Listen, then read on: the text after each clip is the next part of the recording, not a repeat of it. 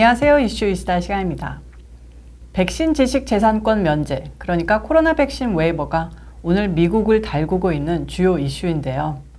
이건 말 그대로 전 세계 그 어떤 의약품 제조사라도 자유롭게 화이자, 모더나의 코로나 백신을 제조해서 팔 수 있도록 한다는 겁니다.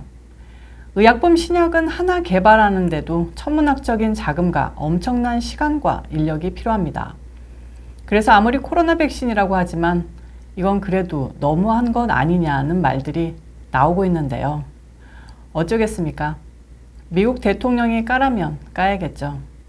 백신 개발은 트럼프 대통령 주도로 미국 최고의 개발사들이 총력을 기울여 완성시켜 놓았는데 이익은 이제 중국이나 한국, 유럽의 의약 제조사들이 보게 생겼습니다. 사실 이번 백신 지식 재산권 면제는 인도에서 말 그대로 어마무시한 코로나 대폭발이 직접적인 원인이 됐고 총대는 아프리카 거지 국가들이 맺는데요. 아무리 우리한테 백신을 팔지 않는다라며 마치 백신 특허권이 무효화되면 스스로 그런 아프리카의 후진국들이 만세하면서 스스로 백신을 개발할 것처럼 언론 플레이를 하는데 그런 제약 설비 공장이 아무나 만드는 게 아니죠. 특히 코로나 백신 같은 영하 수십 도에서 보존하고 복잡하게 제조하는 공정이 필수인 의약품을요. 결국 코로나 백신의 지식 재산권이 면제가 되면 뻔한 것 아닙니까? 중국이 가장 신날 겁니다. 자기네가 개발한 백신은 거의 소용이 없는데 화이자나 모더나 정보를 갖고 요리조리 굴려서 백신 버전 2.0을 개발했다며 몇 달 안에 짜잔 하고 복제반, 진의 기술반으로 선보일 게 당연한 것 아닐까요? 좀 더 자세히 알아보면요. 지식재산권 면제는 지금 세계무역기구 WTO 주도로 논의가 진행되고 있는데요. 5일 회의 이후 키스 로겔 WTO 대변인은 모든 당사국은 같은 목표를 갖고 있으며 그것은 생산을 늘리고 효능 및 배분 과정의 형평성을 개선하는 것이라고 논의가 아주 잘 진행되고 있다고 밝혔습니다. 그는 비록 생산 증대를 위한 최선의 방안에 대한 의견은 달랐지만 총회 분위기가 이전 논의 때보다 훨씬 더 건설적이었다고 알렸습니다. WTO는 백신에 대한 공평한 접근 이슈가 우리 시대 도덕적, 경제적 문제라면서 세계가 지켜보고 있기 때문에 우리는 코로나19 대응 문제에 어떻게 접근해야 하는지에 대한 절박감을 가져야 할 필요가 있다고 촉구했다는데요. 아니, 중국 백신, 러시아 백신은 펑펑 남아도는 것 같던데 그냥 그거 갖다 쓰기 싫다는 것 아닐까요? 그냥 우리도 미국 백신 맞게 해줘 하고 까놓고 바이든한테 매달리면 되는 일 아닐까 싶습니다.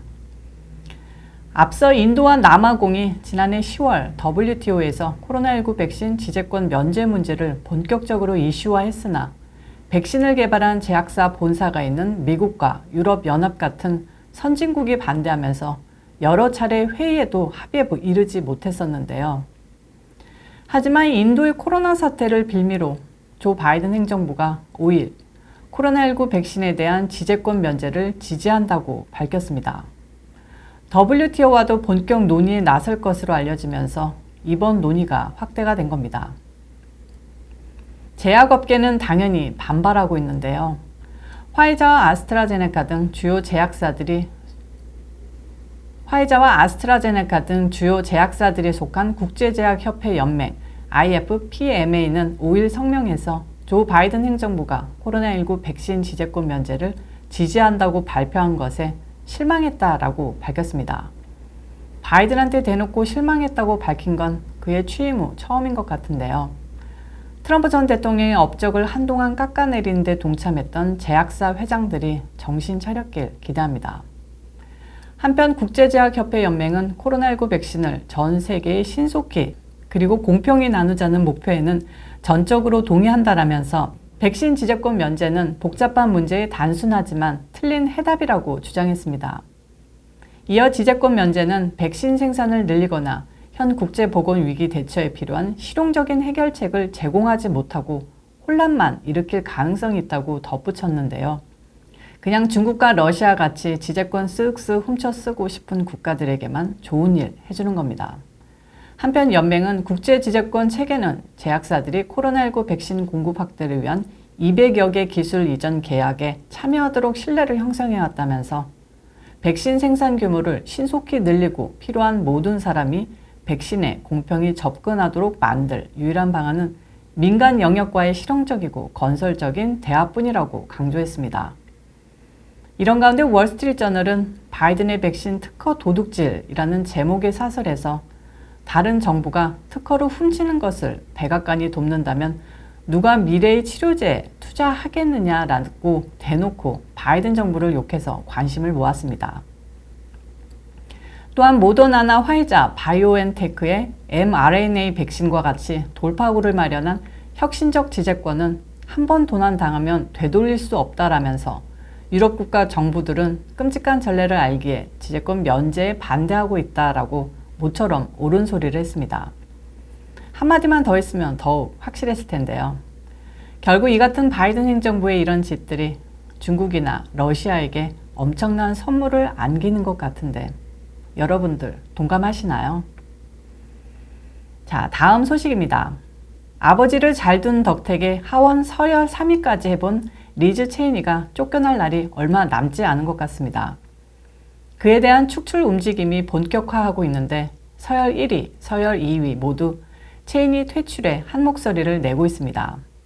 언론 보도에 따르면 공화당 하원 리더인 케빈 메카시 원내대표에 이어 서열 2위 스티비 스컬리스 원내 총무까지 공개적으로 당직 박탈 의사를 표명하면서 트럼프 충성파 인사로 대체하겠다고 밝혔고 트럼프 전 대통령도 이에 동의하는 성명을 발표했습니다.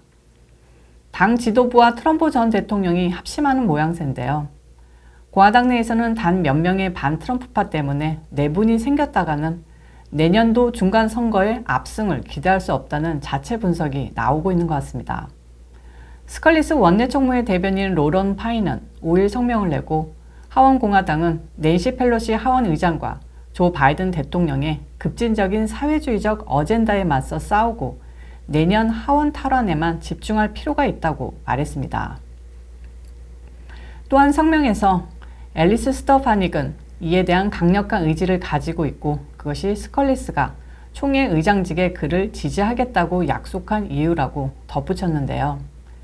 사실상 체인의 후임을 앨리스 스터파닉으로 낙점했다는 발표와 마찬가지인 것 같습니다. 스터파닉 하원의원은 의회 난입 사태로 인한 탄핵 정국 당시 트럼프 전 대통령을 적극적으로 옹호한 충성파로 통하는 인사로 그가 서열 3위에 오르면 공화당은 사실 트럼프 전 대통령의 당이 되는 것이겠죠. 오늘 이슈 이스타 여기까지입니다. 시청해주셔서 감사합니다. 어제는 녹화 도중 소나기가 내렸는데요. 오늘은 종일 화창한 날씨를 보이고 있습니다. 날씨에 따라서 기분이 오락가락한데 오늘 날씨는 기분을 상쾌하게 만들고 있네요. 이런 좋은 기분과 기운 여러분께 나눠드리겠습니다. 빠샤! 오늘도 변함없이 영상이 좋으셨다면 구독과 좋아요, 알림 설정까지 꾹꾹 눌러주시고요. 내일 또 찾아뵙겠습니다.